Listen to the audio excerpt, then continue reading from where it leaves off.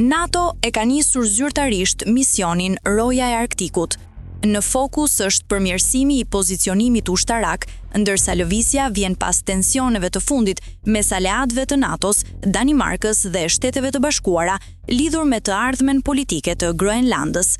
Pas nisjes së misionit, komandanti suprem i forcave aleate të NATO-s për Evropë, Aleksius Grinkević, tha se Roja e Arktikut vë në pa përkushtimin e aleancës për të mbrojtur antarët e saj dhe për të ruajtur stabilitetin në një nga zonat që në aspektin strategjik janë më të rëndësishme dhe më sfiduese nga aspekti mjedisor në botë. Misioni do të shfrytëzojë fuqinë e NATO-s për të mbrojtur territorin dhe për të siguruar që Arktiku dhe Veriu i lartë të mbeten të sigurt, tha ai. Ende nuk dihen detaje se sa shtete anëtore të NATO-s janë përfshirë në këtë mision, si dhe trupat e angazhuar. Deri më tani, vetmi konfirmim është se misioni është shumë dimensional që përfshin ajrin, detin dhe tokën.